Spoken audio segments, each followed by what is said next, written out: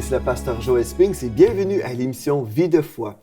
Aujourd'hui, j'ai le plaisir de recevoir dans les studios le couple pastoral Beumier, apôtre Pierre Beumier et son épouse Christine, qui est enseignante de la parole de Dieu. Bonjour et bienvenue parmi nous. Bonjour et merci de nous recevoir à nouveau dans votre émission. Ça me fait un grand plaisir. Je crois vraiment on va vivre des moments très forts dans la présence de Dieu. Je crois qu'il y a des gens à la maison qui vont recevoir des guérisons. Je suis dans la foi pour ça. Et vous? Amen, tout à fait. Amen, gloire à Dieu. Dieu est toujours à l'œuvre. Amen. On vous a déjà reçu à l'émission Vie de foi dans le passé où on avait parlé de la guérison divine. Et puis, on a vraiment passé un très bon temps. Je crois que plusieurs personnes aussi ont reçu une touche de la part de Dieu. En fait, on reçoit régulièrement des témoignages de personnes qui sont guéries en écoutant l'émission Vie de foi. Ah, gloire à Dieu. Amen. Et puis, je dis aujourd'hui qu'on va continuer dans cette même vision et on va se mettre vraiment dans la foi pour plusieurs personnes à la maison. Et cette semaine, on veut parler justement que Dieu n'a pas changé. Jésus est le même hier, aujourd'hui, éternellement. Et quand Dieu nous touche, Dieu nous appelle aussi à déclarer ses hauts faits et témoigner de cette percée, de cette guérison, peu importe la bénédiction que nous avons reçue. Donc, frère Beumier, juste avant d'aller plus loin dans cette émission et de démarrer notre étude, j'aimerais que vous puissiez nous parler un peu de votre ministère, parce que vous parcourez la francophonie en prêchant la bonne nouvelle sous le ministère Apollos International. C'est ça, exactement. Donc, depuis de nombreuses années maintenant, nous sommes appelés un peu partout pour organiser des rencontres de guérison. Et non seulement des rencontres de guérison, mais aussi de donner des formations, comment prier pour les malades, et tout un cheminement, un apprentissage fondé sur les Écritures saintes, pour que les chrétiens qui vont prier, eh bien, ils puissent avoir un fondement biblique solide. Et voyez-vous, la parole de Dieu est tellement importante dans le ministère de guérison que lorsque Christine et moi-même, nous allons enseigner autour de nous ces choses, tout d'un coup, il y a comme une révélation qui vient sur les personnes et ils se disent « Oh, mais je peux le faire !» Et puis, ils commencent à prier pour les malades et ils voient que ça fonctionne, les gens sont guéris. Alors, il y a des témoignages qui reviennent vers nous. Et ça, c'est très encourageant. Oui. On reçoit beaucoup de courriers d'ailleurs. Là. Oui. Gloire à Dieu. Et vous, Christine, vous enseignez aussi dans ces écoles de guérison? Exactement, oui. J'enseigne pour vraiment donner le fondement scripturaire de la guérison divine et aussi pour abattre beaucoup de faux raisonnements qui circulent parce que parfois les gens, quand ils ne voient pas des guérisons tout de suite, ils commencent à émettre des raisonnements en disant « Dieu ne guérit pas toujours », etc. Et on veut vraiment... à travers la parole de Dieu, montrer le plan de Dieu, la volonté de Dieu et encourager justement les chrétiens à mettre leur confiance dans le Seigneur qui veut guérir et qui agit avec puissance aujourd'hui. Amen. C'est merveilleux parce que je crois vraiment que c'est tellement important. Quand les gens justement reçoivent cette révélation que Dieu est bon, ce matin, comme on priait ensemble, je recevais vraiment dans mon esprit le psaume 145 qui nous dit vraiment que Dieu est bon. Il est bon envers tous. Et quand on a cette révélation de la bonté de Dieu, bien, c'est impossible de croire les traditions.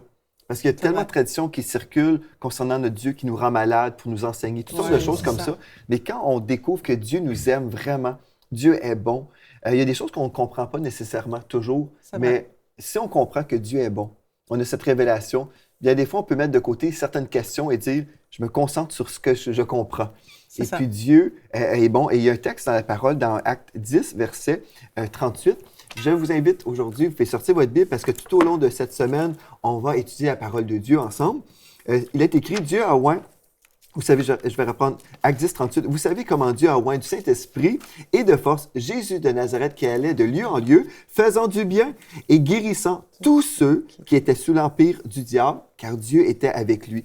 Et vraiment, ça on voit, c'est le ministère du Seigneur Jésus. Il allait de lieu en lieu, comme vous, faisant du bien, et c'est ça que vous faites également. Vous êtes des représentants du Seigneur Jésus, et puis vous n'allez pas de lieu en lieu emmenant toutes sortes de maladies avec vous, mais vous êtes là pour faire du bien, et puis les gens sont guéris sous votre ministère parce que Dieu est avec vous. Donc, c'est merveilleux. Mais là, quand les gens reçoivent une guérison, là, vous avez un message de la part de Dieu pour le corps de Christ. Dieu nous appelle à parler et de déclarer ce que Dieu a fait dans nos vies. Donc, je vous invite, frère Beumier, si vous voulez commencer peut-être notre étude en nous parlant de l'importance de témoigner de notre foi. Le témoignage de notre foi est tellement primordial. C'est-à-dire ce que nous recevons, il faut le partager. Et l'apôtre Luc nous dit dans l'Évangile dans son évangile. Oui. Je vais dire plutôt l'écrivain Luc, il va nous écrire dans cet évangile, à partir du chapitre 1, versets 1 à 4, je vais vous lire cela. Il dit « Plusieurs ayant entrepris de composer un récit des événements qui se sont accomplis parmi nous, suivant ce que nous ont transmis ceux qui ont été les témoins oculaires dès le commencement et sont devenus des ministres de la parole. Il m'a aussi semblé bon, après avoir fait des recherches exactes sur toutes ces choses depuis leur origine, de te les exposer par écrit d'une manière suivie, excellent Théophile, afin que tu reconnaisses la certitude des enseignements que tu as reçus. » Et là, Luc est en train de nous dire, j'ai fait des recherches, j'ai été voir des témoins qui ont vécu ces choses. Et il parle de témoins oculaires, donc des gens qui étaient présents. Et même des gens, pas seulement qui ont vu les choses, mais qui les ont vécues. Et ça, c'est important dans le témoignage. Et ce qui est intéressant, quand il parle de témoins oculaires, le mot qui va être utilisé dans le grec va donner le mot autopsie. Et c'est intéressant parce qu'une autopsie, c'est un examen détaillé de la chose. Et effectivement, l'évangile de Luc est un ensemble de détails, ainsi que les actes des apôtres, écrits également par l'évangéliste Luc. Et c'est extraordinaire ce qu'on y trouve comme témoignage de ce que non seulement Jésus a fait dès le commencement dans les évangiles, mais également ce que le Saint-Esprit a conduit les apôtres de faire à travers tout le livre des Actes. C'est ça le témoignage. Oui, OK. Et puis, une chose intéressante aussi, c'est que Luc était médecin. Ah, tout à fait. Oui, oui. Tout à fait. Et puis, des fois, les gens s'imaginent que la foi et la médecine sont en opposition.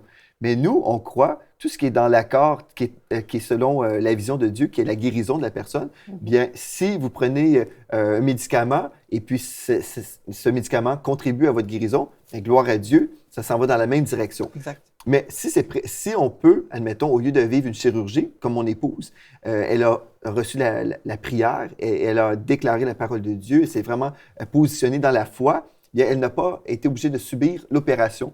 Donc, on va toujours commencer avec la prière. Et puis, gloire à Dieu, on peut recevoir un miracle. On préfère le miracle que le couteau, hein, n'est-ce pas? Je pense que c'est Erasme qui a dit « Je soigne, mais c'est Dieu qui guérit ». Oui. C'est Ambroise Paré. Ambroise Paré, c'est ça. Ambroise Paré, il a dit « C'est un grand médecin, lui. C'est quand même quelqu'un à l'origine de la médecine. Moi, je soigne, mais Dieu guérit. » Et c'est une réalité. Et c'est pourquoi la médecine, eh bien, merci Seigneur de nous avoir donné des médecins, de nous avoir donné des savants qui étudient les maladies. Et puis, nous, on peut venir avec simplement la parole de Dieu et déclarer que par les meurtrissures de Jésus, nous sommes guéris. C'est l'œuvre extraordinaire de Jésus. Mais c'est un témoignage. Oui. Parce que quand tu vis des choses et que tu racontes ce que tu as vécu, c'est toi qui l'as vécu. Je me souviens de cet homme qui était venu me voir dans mon bureau un matin de la semaine. Je ne le connaissais pas. Il me dit, j'ai reçu une Bible, mais je ne comprends pas. Vous pouvez m'expliquer? Et je lui ai expliqué combien Jésus l'aimait, qu'il avait un plan pour sa vie, qu'il voulait pardonner ses péchés, etc. Et puis à la fin, il a reçu Jésus. Et il était heureux, mais il était heureux. 72 ans. Il était heureux. Il dit, mes péchés sont pardonnés, gloire à Dieu.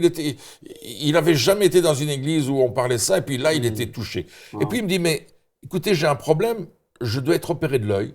J'ai une tumeur derrière l'œil. Demain, on me retire l'œil, on gratte la tumeur, etc. Il dit, j'ai peur de devenir aveugle, parce que dans ma famille, il y a beaucoup d'aveugles. Monsieur le pasteur, voulez-vous prier pour moi? Et je lui ai imposé les mains, simplement dit, dans le nom de Jésus, soyez guéri. Il est allé à l'hôpital.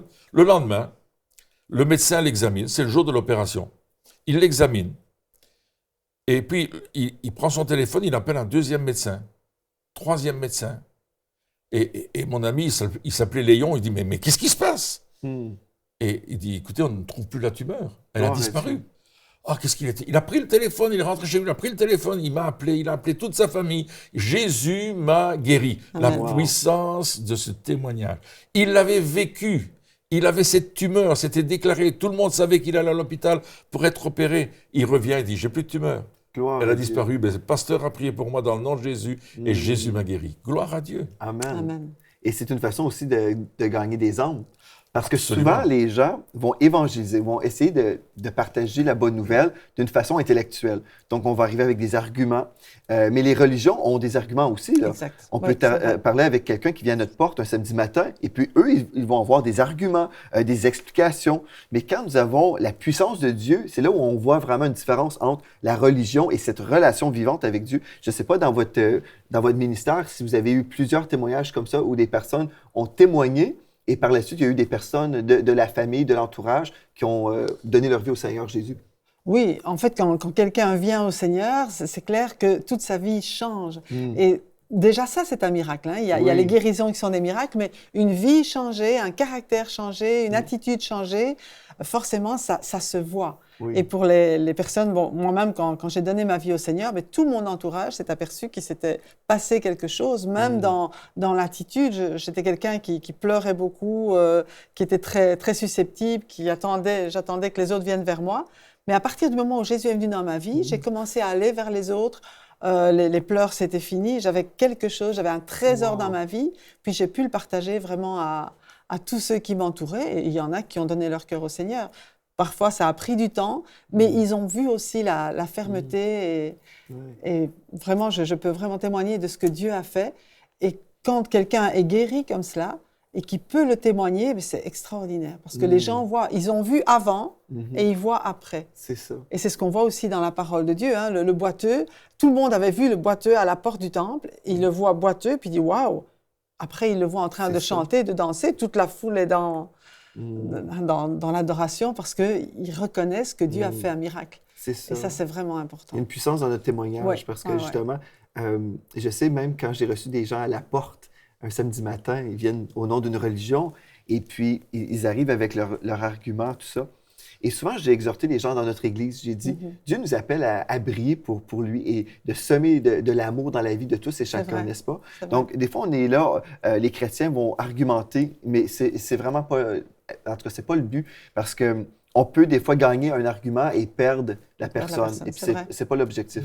Donc, il faut vraiment aimer les gens. Et puis, si on témoigne d'une chose qu'on a vécue, personne ne peut dire non, c'est pas vrai, ça. Si vous dites bien, autrefois, j'étais malade, j'avais telle maladie, et Jésus m'a guéri, Jésus m'a transformé, et la personne à la porte, là, je dis ça comme illustration, mais ça peut être dans un centre d'achat, peu importe. La personne qui entend votre témoignage, bien, ils vont dire, bien, la personne a vécu quelque chose. Et peut-être ils ne sauront pas comment l'expliquer, mais au moins, c'est une semence dans la vie de la personne. Et puis souvent, ça va demeurer avec la personne parce qu'on dit, moi, j'arrive avec ma religion, mes arguments, c'est dans ma tête, mais cette personne que j'ai rencontrée semble avoir vécu quelque chose d'authentique. Et puis, vous avez constamment des témoignages comme ça. Absolument. Et l'apôtre Paul, il dira dans la première épître aux Corinthiens que la démonstration d'esprit de puissance. Oui, c'est ça. Pas simplement un langage de la sagesse, comme tu parlais d'argumentation. Hein, c'est dans la première aux Corinthiens, chapitre 1er, les premiers versets. Je crois que c'est tellement important de voir qu'il y a une démonstration d'esprit et de puissance. C'est-à-dire que notre témoignage va être accompagné de la présence de Dieu. Amen. On était, il y a quelques jours, dans un restaurant. Après une très longue journée, on prenait notre premier repas de la fin de journée, là. On n'a pas mangé depuis le matin. Et puis, c'était la fermeture du restaurant. Il n'y avait plus que nous trois. Il y avait le pasteur, il y avait Christine et moi. Et puis, il y avait cette dame, cette serveuse qui était là. Et je lui demande, est-ce que vous croyez en Dieu? Oh, qu'elle dit, non, moi, je suis biologiste, je fais des études là-dedans. Et non, tout ça, moi, je suis scientifique. Tu tombes bien? Elle dit, vous tombez bien parce que nous, on est scientifique de formation aussi. On a travaillé là-dedans et on connaît. Puis on a commencé à parler son langage, microscope électronique, des choses comme ça. Et puis il était attentif. Et le pasteur qui était avec nous, lui, il a témoigné qu'il devait être mort. Mais Dieu l'avait ramené à la vie, il avait enlevé les tumeurs qu'il avait dans son corps, etc. Et bien sûr, la jeune fille, tout d'un coup, était intéressée par cela.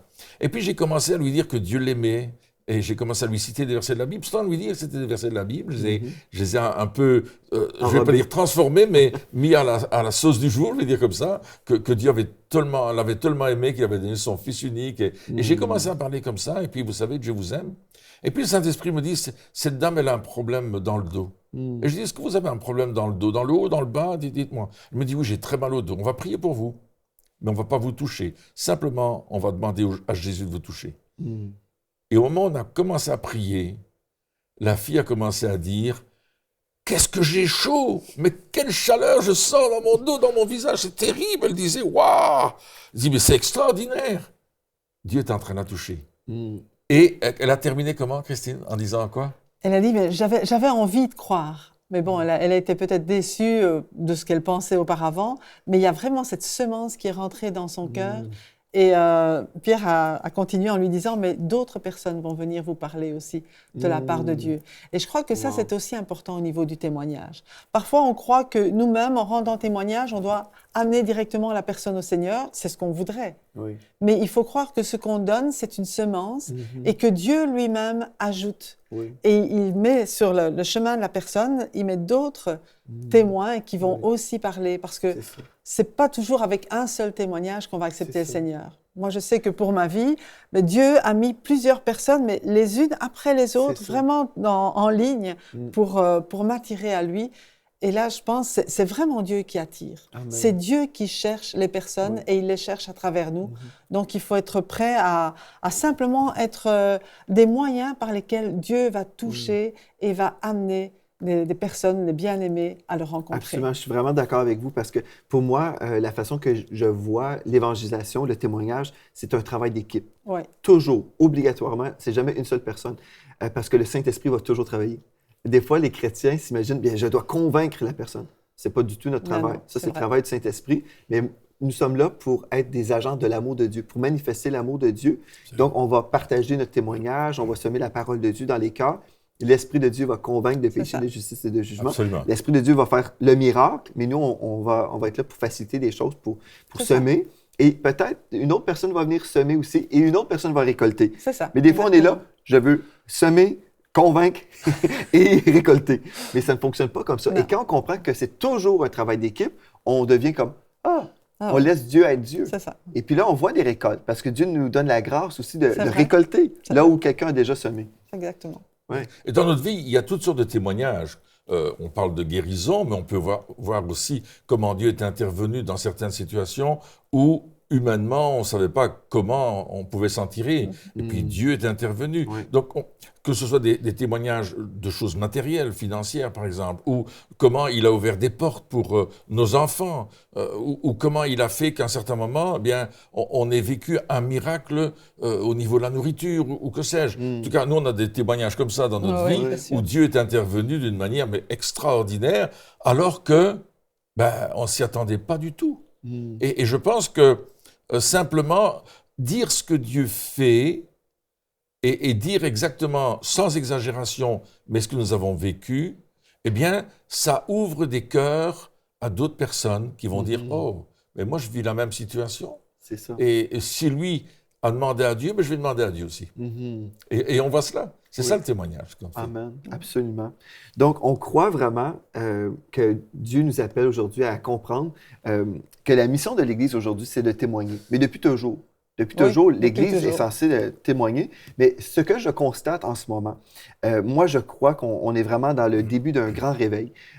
Parce que depuis des années, on a prié, Seigneur, envoie le réveil. Mais le réveil va toujours commencer avec soi-même, premièrement. Donc, on se réveille. Mais là, ce que je vois dans le corps de Christ partout, là, je vois des jeunes qui acceptent le Seigneur et qui commencent à prier pour les malades la même journée. Et on voit des gens partout se mobiliser. Et je vois, au lieu de toujours voir l'évangélisation comme étant un devoir, ou bon, je vais aller suivre un cours pour savoir comment évangéliser, mémoriser des versets.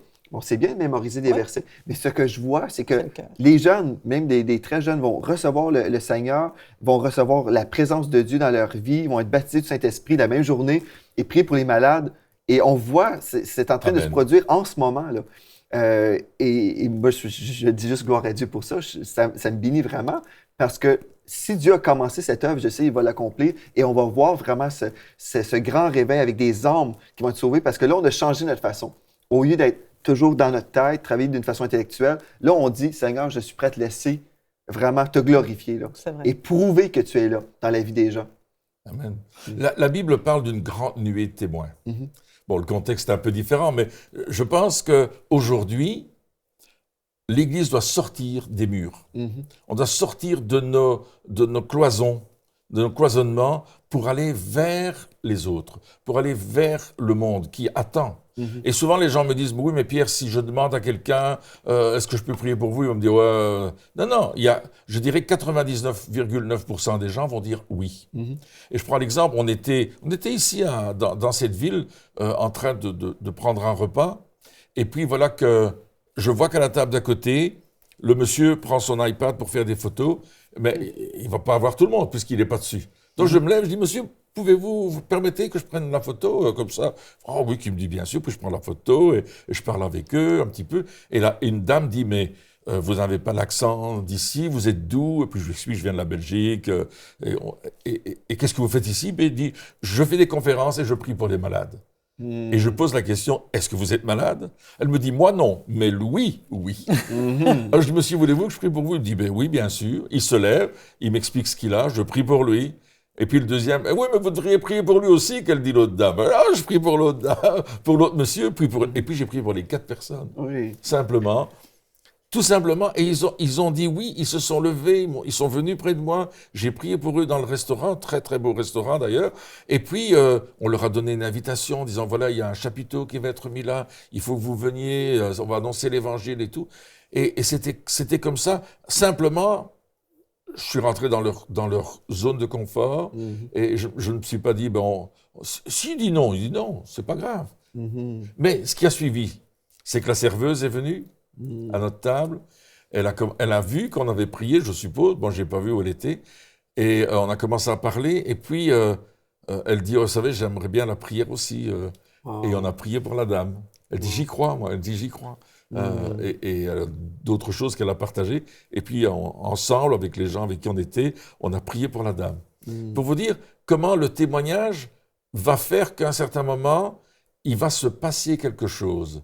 Et les gens vont dire, mais il s'est passé quelque chose. Moi, je pense à Jésus. La Bible dit qu'on mettait les malades dans les rues, dans les villages, dans les villes, partout où il allait, pour que quand il passe, les gens puissent toucher le bord de son vêtement. Si ça se passait comme ça, c'est que quelqu'un avait dit, quand Jésus passe, il suffit que tu touches le bord de son vêtement et tu es guéri. Le témoignage de ce qu'ils avaient vécu va provoquer, je m'imagine tous les gens qui se mettent dans les rues, c'est extraordinaire. L'évangile de Marc en parle, les autres évangiles aussi. Moi, je trouve ça fantastique, la puissance du témoignage. Et je crois que ce que vous dites ici illustre une autre chose importante, c'est que vous ne voyez pas l'évangélisation comme une activité d'un samedi.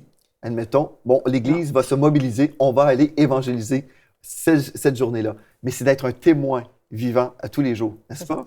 D'être un témoin, et partout où on va toujours comme penser, OK, je suis un représentant du royaume de Dieu, je suis au resto, mais je suis un ambassadeur de Christ, même au resto. On ne pense pas nécessairement, mais on veut toujours vivre en tant que représentant. Donc, admettons, la serveuse est arrivée et puis elle fait un dégât avec votre café, je ne sais pas. Il y a des gens, des chrétiens, des fois que j'ai côtoyés, j'ai vu vraiment, il manquait d'amour, parce que c'était comme... Il y avait toutes sortes de réactions. Mais si on se rappelle que nous sommes des agents du royaume de Dieu, on est censé aimer les gens. Et si les gens ressentent cet amour, bien, on peut avoir cette grande porte ouverte pour justement faire les œuvres du Seigneur Jésus. Donc, je pense que c'est ça, il faut revenir et vraiment comprendre que ce n'est pas une activité, mais c'est d'être cette personne, un témoin. C'est ça, c'est notre vie qui doit parler tout entière. Et parfois même, notre attitude va poser des questions. Parce que l'amour de Dieu qui est en nous, c'est pas faire, oui, OK, c'est vrai qu'on est témoin, il faut s'en rappeler, mais en fait, c'est aussi de l'intérieur que ça vient. S'il y a la douceur et l'amour de Christ en nous, ce ne sera pas difficile d'aimer la personne, même si elle fait une gaffe ou un problème. Mais ça doit sortir de nous-mêmes et savoir que non seulement nous sommes représentants de Christ, mais ce n'est pas une fonction, c'est un état. C'est Jésus qui vit en nous et qui de plus en plus doit prendre toute la place pour que nous puissions aller avec l'amour et la compassion de Dieu. Et notre vie elle-même va parler. Il y a quelqu'un qui disait « Sois un témoin dans toute ta vie et au besoin tu parles ». Alors c'est vrai que pour annoncer l'Évangile, pour témoigner, il faut parler, mais d'abord notre vie doit démontrer ce qu'on dit pour ne pas contredire le témoignage par notre attitude. C'est ça. Mais Jésus en nous fait le travail. Absolument. Être des agents de l'amour de Dieu. Je reviens justement de l'Afrique et puis quand on était en Afrique, Une des choses, en tout cas, on priait pour plusieurs personnes, toutes sortes de malades. Et pour moi, ce que je recherchais le plus, c'est d'être cette personne, un amoureux de Dieu. Parce que des fois, on est là, on dit, OK, je veux voir des malades guéris. Oui, mais si on se laisse imprégner de l'amour de Dieu, parce que Dieu est amour, il y a juste en priant pour même des enfants, on voit la personne guérir comme ça, mais on sait que c'est parce que Dieu va toujours guérir par l'amour. Moi, je crois ça. Parce que Dieu est amour et Dieu ne peut pas se soustraire de qui il est, de sa nature. Donc, Dieu est amour. Donc, si je me laisse imprégner de l'amour de Dieu, bien, le fruit de ma vie, ça va être d'aimer les gens. Et si je prie pour quelqu'un, ça va être dans l'amour. Une personne qui m'impressionne beaucoup au niveau de l'amour, c'est Heidi Baker. Par exemple, il va prier pour des enfants, des adultes, peu importe. Mais c'est l'amour de Dieu. C'est pas voici vraiment telle technique que je vais employer. C'est vraiment. Puis c'est ça. Si on aime Dieu, on se laisse imprégner de lui. On va prier pour les malades et qu'on voit le résultat tout de suite ou non. Si on a aimé la personne, on a répondu à l'appel de Dieu. C'est vrai. Et moi, je trouve ça tellement beau. J'ai eu le privilège de prier pour un petit enfant, petit comme ça, là. Et puis, sa mère est venue vers moi me disant il souffre d'anémie. Donc, c'est impossible de voir s'il y avait une guérison tout de suite, là, parce que c'est une maladie invisible dans le sang. Mais j'ai juste prié pour lui, mais j'ai dit Jésus t'aime. Un petit garçon court, très, très cute, très, très mignon. Il dit « Merci, papa. » Et puis, j'ai prié pour lui. Là, j'ai même pris une photo avec lui. Mais je crois que c'est ça, les disciples du Seigneur Jésus, sûrement, sous l'influence du Seigneur Jésus, marchaient dans l'amour. Ouais. C'est d'aimer le Seigneur, aimer les gens. Et puis l'amour du Seigneur Jésus, bien, il était ému de compassion pour les gens. Ouais. Et puis je crois que c'est une force puissante, l'amour de Dieu, dans le ministère de guérison et du témoignage. Donc, gloire à Dieu pour tout ça. Ouais. Tout à fait. La compassion est très importante. J'allais dire, on a vraiment besoin de cette compassion. C'est ça qui se renouvelle dans la présence de Dieu. Hein. Aimer les gens, les aimer simplement et les prendre dans ses bras. La première fois qu'on était en Afrique, notre médecin a dit « Oh, Pierre et Christine, je sais que vous allez prier pour les enfants. Je vais vous donner des gants en plastique pour protéger les filles. » Je ne peux pas faire ça, je ne peux pas. Oh. Je sais que vous allez prendre les enfants dans vos bras. Oui, on va les prendre dans nos bras. Et on les a pris dans nos bras et on les a aimés. Et tu sais, il y a quelque chose qui se passe là. Pas de gants, non, pas de gants, pas de masque non plus. T'imagines, je vais prier pour vous, j'ai vu mon masque. Non. Oh. C'est pas vraiment...